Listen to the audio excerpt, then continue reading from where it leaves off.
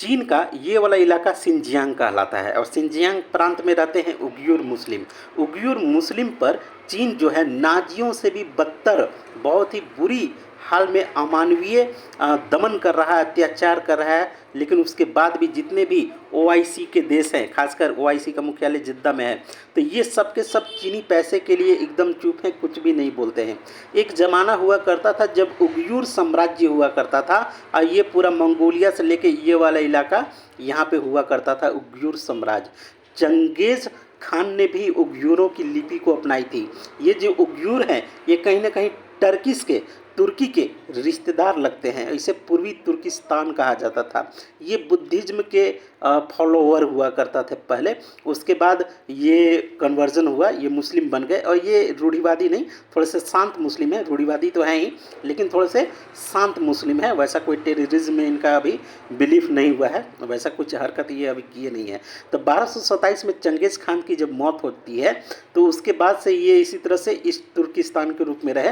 लेकिन 18वीं शताब्दी में 1759 में ये चीन में एक चिंग वंश हुआ करता था, तो उसने इस वाले इलाके पे कब्जा कर लिया, सिंजियांग, उसके बाद इसको बनाया।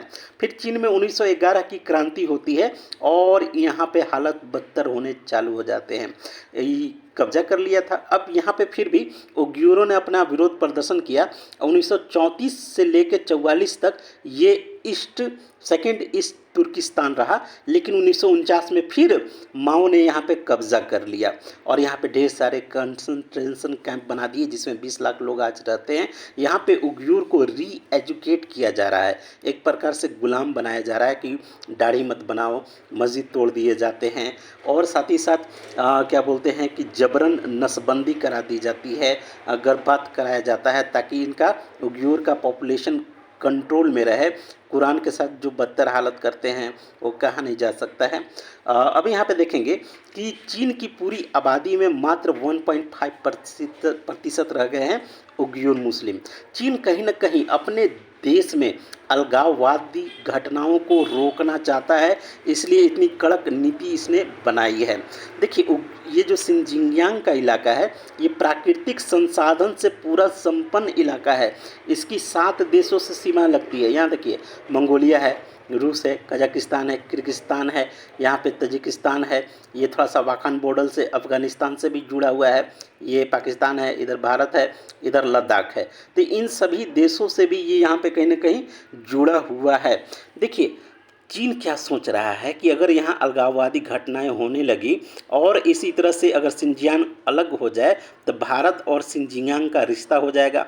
तो चीन ने तो अवैध कब्जा कर रखा है, सिंजियांग हो या तिब्बत हो, इस पर अवैध कब्जा कर रखा है। तो भारत से संबंध मजबूत होंगे तो भारत की यहाँ पे साख बढ़ जाएगी, चीन का पूरा ये इलाका घट जाएगा और ये पूरा का पूरा तिब्बत तो रह जाएगा, मात्र इतना चीन, ये चीज़ें। अब साथ ही साथ देखेंगे कि उइगुर जो पहले 76% हुआ करते थे, आज 42% हो चुके हैं। चीन ने अपने हान वंश के लोगों को यहाँ पर भेज भेज के इनको अल्पसंख्यक बना दिया है।